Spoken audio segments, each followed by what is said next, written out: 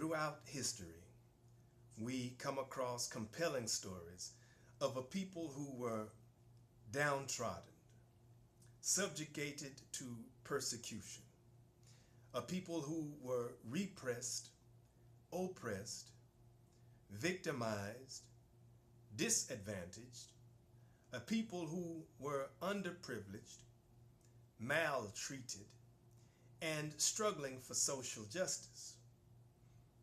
But none of the historical evidence, nowhere in the available body of facts.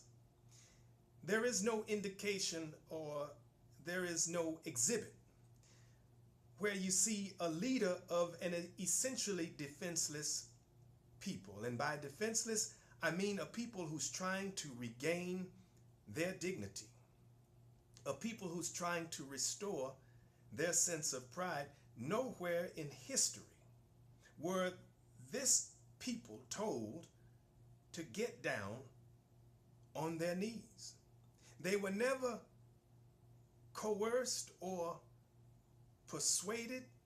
They never received instructions to get down on their knees. Now, I don't know whose idea it was, but no real leader of an oppressed people would inspire those who are fighting desperately to advance their position in society. At no point in time were they ever told to get down on their knees. No, a real leader tells his people, no matter what lies ahead, come what may, no matter what we have to endure, we must stand up in the eye of the storm.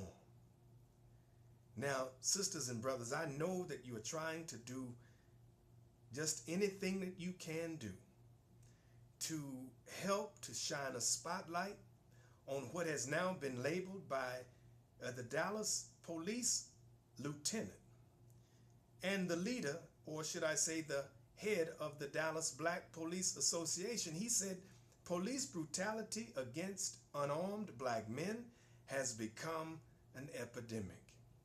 Now, you and I know that it hasn't just become an epidemic, but so many of you, bless your hearts, you are trying to demonstrate your sincere disdain for the killing of unarmed black men. And I know your heart is in the right place, my brothers and sisters. I know your intentions are well. And may God bless you for showing so much concern and compassion. But let's get beyond, brothers and sisters. Let's please get beyond what's trending and let's be reminded of the whole story. For 400 years, you were told to get down on your knees. Let me remind you that for some of you, your parents, for others, your grandparents, they were told to step down off of the paved sidewalk and to keep their heads down in the presence of their oppressor. Let me remind you of how much blood has already been spilled on American soil, very recent history, so that you could stand up proudly and be heard. I was born in 1966 at the height of the civil rights movement, and this is where our elders, let me remind you, they were fighting to give you and me the right to finally get off of our knees and stand up. We were told to stand upright and tall. We were told to stand up and be proud.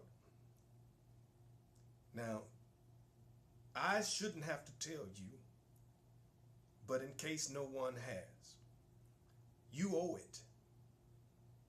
You owe it to those black men and women for their bravery, for their courage and strength to get up off of of your knees.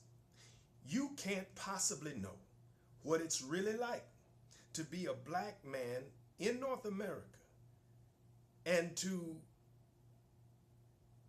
see black men being reduced back down on their knees. I wish I would shrink my 6'2" frame and voluntarily get back down on my knees. For 50 years, I was taught to stand up through it all. I was taught to stand up for my grandfather, to stand up for your grandfather, to stand up and be a man and face whatever came my way. You face it while standing. Black woman, you have been told as a woman of dignity that there is no place for you to be down on your knees. That's no place, no position for a woman with dignity. And as a proud man of honor, brother, descendant, let me remind you of kings and queens and warriors and builders of civilization. You couldn't possibly know what it's like to be reduced back down on your knees voluntarily. You must have forgotten how the story goes. So whatever you have to do in the name of your protest, bless your heart, do it while standing. And as a black man, it may well be within my rights to get down on my knees, but as a black man, it is not an option. My name is Jay Jackson.